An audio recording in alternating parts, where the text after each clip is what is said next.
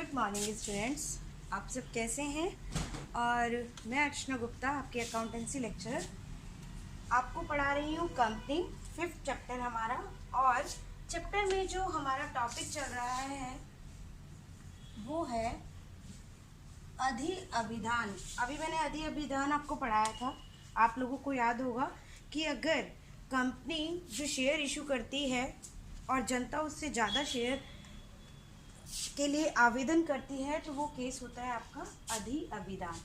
ये हम पढ़ चुके हैं, लेकिन हमें अब एक चीज़ पढ़नी है, cause in arrear in case of over subscription. Yes, अगर कोई शेयर होल्डर शेयर की राशि ना चुकाए, अंश का मूल्य ना चुकाए, तो अधि अभिदान के केस में तो क्या सिचुएशन होगी, उस टाइम हम कैसे क्वेश्चन को सॉल्व करेंगे, ये हमें देखना है।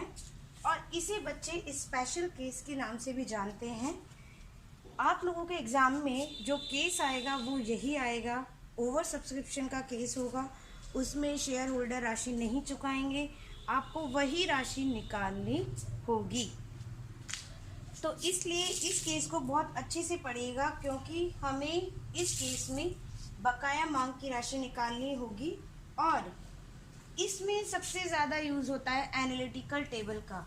अगर ओवर सब्सक्रिप्शन का केस है और शेयर होल्डर ने पैसा नहीं चुकाया तो एनालिटिकल टेबल इसमें बहुत ज़्यादा कारगर होती है।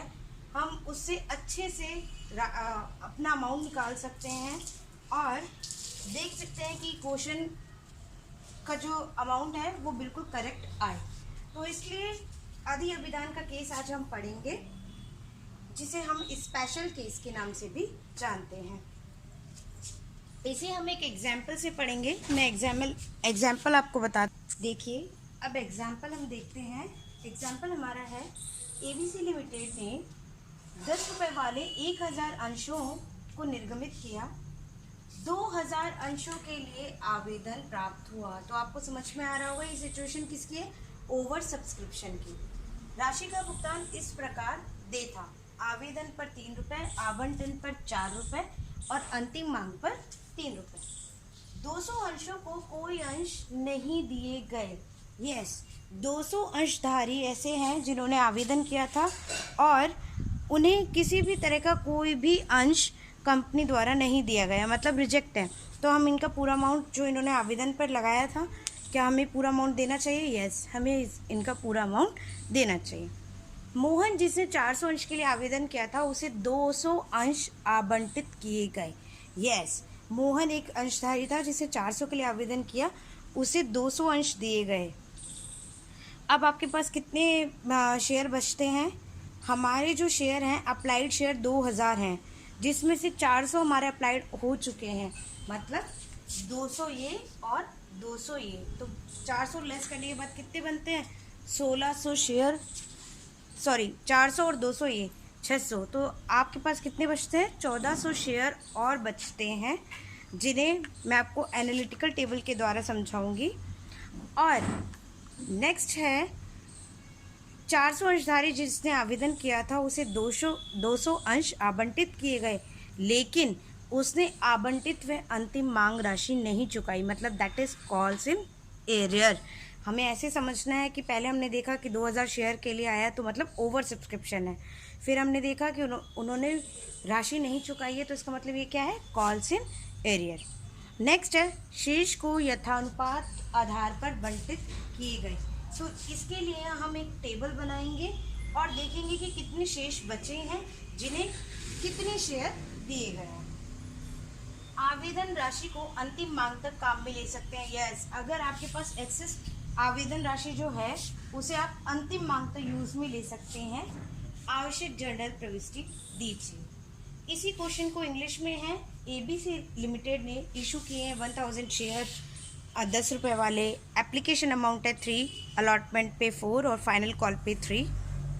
देखिए आपका जो क्वेश्चन है वो रेस्ट क्वेश्चन ये रहा। एप्लीकेशन रिसीव्ड फॉर 2000 शेयर, आपके 1000 के लिए अप्लाई की गई है, शेयर इशू किए हैं कंपनी ने, और 2000 के लिए एप्लीकेशन रिसीव हुई है, जिसमें से 200 share in which who applied for 200 share company not allotted any share to them, मतलब कंपनी ने 200 शेयर होल्डर्स को एक शेयर भी नहीं दिया गया है, मतलब ये रिजेक्टेड शेयर्स हैं। नेक्स्ट है a shareholder who applied for 400 shares, company allotted 200 share to them. Yes, ऐसे शेयर होल्डर जिन्होंने 400 शेयर्स के लिए अप्लाई किया था, उन्हें 200 शेयर कंपनी द्वारा दिए गए, लेकिन they fail to pay allotment and final call amount, that is calls in error. Balancing share allotted as pro rata basis, pro rata basis पे जो बचे हुए शेयर्स हैं उन्हें दे दिया, कंपनी ने इशू कर दिया है, अलॉट कर दिया है। और गिव नेसेसरी एंट्रीज, यस आपको नेसेसरी एंट्रीज देना है। तो इस क्वेश्चन में सबसे पहले हम बनाएंगे हमारी एनालिटिकल टेबल। देखिए मैंने एनालिटिकल टेबल का जो परफॉर्मा है वो बनाया है, आप सब जानते हैं कि परफॉर्मा कैसे बनेगा। उसके बाद मैंने एप्लीकेशन अमाउंट जितना है 3 रुपये के हिसाब से है, तो एप्लीकेशन ड्यू भी 3 से होगा और रिसीव भी 3 से होगा। ऐसे ही अलॉटमेंट ड्यू भी 4 से होगा और अलॉटमेंट रिसीव भी 4 से होगा। फाइनल कॉल भी ड्यू 4 से होगा और फाइनल कॉल रिसीव भी 4 से होगा। ठीक है, अब देखेंगे कि अप्लाइड शेयर्स कैसे हैं। 200 शेयर होल्डर थे, उन्हें हमने एक भी शेयर नहीं दिया, तो यहाँ हम क्या करेंगे, नील। इससे हम करते हैं नील। 400 शेयर होल्डर, ये हमारा कौन सा केस है, सेकंड, जिसमें 400 शेयर होल्डर है, उन्हें हमने कितने दिए, 200। अब ये करने के बाद जब हमारे पास आए, अगर कोई और केस नहीं दिया हुआ है और बोला गया है कि प्रोराटा बेसिस पे करना है, तो उसके बाद हमें टोटल लगा लेना है। टोटल में देखिए कि टोटल हमारे पास जो अप्लाइड शेयर है वो कितने हैं, 2000, और अलॉटेड कितने, 1000। तो इसलिए हम अप्लाइड शेयर में से 2000 में से अगर हम 600 शेयर निकाल दें तो कितना बनेगा, 1400 शेयर्स। ऐसे ही 1000 शेयर टोटल है, जिसमें से हमने 200 निकाल दें तो कितना रह जाएगा, 800 शेयर। तो क्या ये हमें समझ में आएगा कि रेस्ट ऑफ शेयर्स हमें निकालने हैं।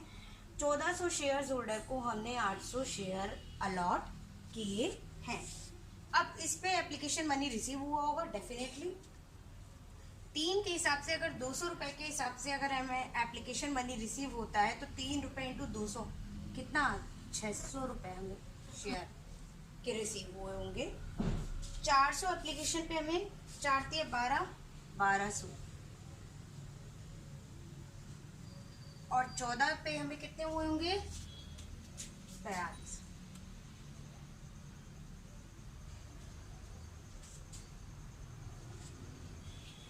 टोटल हमारा 6000 आना चाहिए। देखिए आ रहा है या नहीं।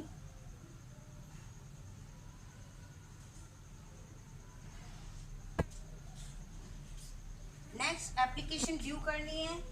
क्या हमें 200 शेयर होल्डर जिनको हमने दिया है, शेयर नहीं दिए हैं, तो क्या हम ड्यू करेंगे, नहीं, इसकी एप्लीकेशन हम ड्यू नहीं करेंगे। अब शेयर होल्डर 400 के हिसाब से हमें आया था, मैंने आपको बताया है फर्स्ट कॉलम के अलावा, इस एप्लीकेशन रिसीव के अलावा जितनी भी एंट्रीज होंगी आपकी अलॉटेड शेयर्स के अकॉर्डिंग होगी, हमेशा किसके, अलॉटेड शेयर। तो अब अलॉटेड शेयर कितने हैं, यहाँ पे 200 इंटू 3 600 हम यूज में लेंगे, यहाँ पे 800 इंटू 3 2400 हम यूज लेंगे। क्या आपको समझ में आया यहाँ तक? फिर मैं आपको बता देती हूँ कि 200 शेयर होल्डर हैं आपके, जिन्हें हमने कुछ नहीं दिया। 400 शेयर होल्डर हैं जिन्हें हमने 200 दिए हैं। बैलेंसिंग शेयर आपके बचते हैं 1400 शेयर होल्डर को आपने 800 शेयर्स दे दिए हैं। नेक्स्ट है एप्लीकेशन रिसीव की बात। देखिए आपको समझ में आया। अब देखिए कि एक्सेस कितना है। एक्सेस का मतलब है आप application receive minus received minus करो एप्लीकेशन ड्यू। समझ में आया? इस कॉलम में से आपको ये माइनस करना है, तो कितना आएगा, 600। 1200 में से 600 गए 600, और 4200 में से 2400 गए 1800। इतना आपका एक्सेस मनी है जिसे आप अलॉटमेंट के टाइम पर और फाइनल कॉल के टाइम पर यूज कर सकते हो। अब देखिए आगे अलॉटमेंट ड्यू किससे करना है। हमारे यहाँ शेयर कितने हैं, नील हैं अलॉटेड शेयर, तो ड्यू नहीं होगा इसमें। 200 के हिसाब से 800 ड्यू होते हैं और यहाँ पे 3200 ड्यू होते हैं। समझ में आ रहा होगा, 200 इंटू 4 और 800 इंटू 4। नेक्स्ट अलॉटमेंट रिसीव कितना होता है। अब आएगी बात कि अलॉटमेंट रिसीव कितने हुए। यस, हमने बताया था कि 400 जो शेयर होल्डर हैं, क्या उसने पैसे दिए? नहीं, उसने पैसे नहीं दिए। उसे 200 शेयर अलॉट किए गए और उसने पैसे नहीं चुकाए। तो इसका मतलब उसने कितने रुपए नहीं चुकाए होंगे। मैं आपको यहाँ वर्किंग नोट बना के दिखा देती हूँ।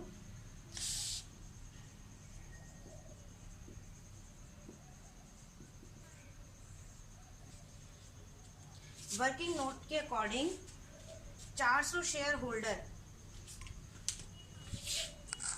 देखिए मैं आपको समझा रही हूँ कि एक्सेस अमाउंट तक आ गए थे हम। उसके बाद हमने अलॉटमेंट ड्यू का अमाउंट किया था आपके शेयर्स पे।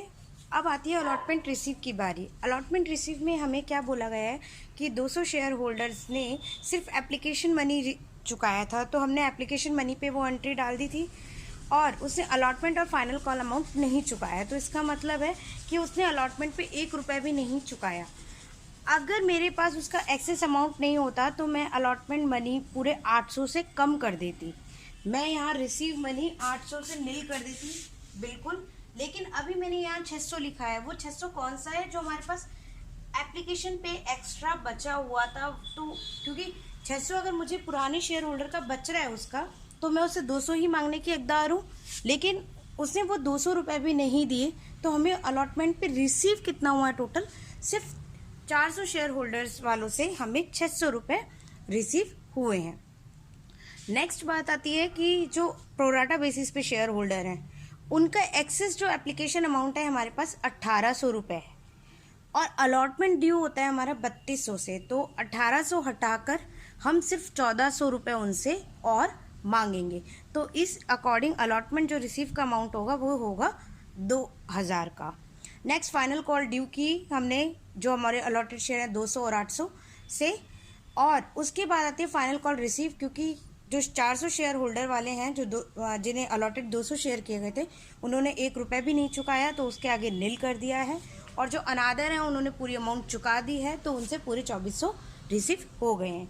लास्ट कॉलम है आपका रिफ़ंड का। रिफ़ंड में देखिए आप 600 रुपये हमें रिफ़ंड करने हैं। वो शेयर होल्डर हैं जिन्होंने 200 शेयर के लिए अप्लाई किया था और कंपनी ने उन्हें 1 शेयर भी नहीं दिया।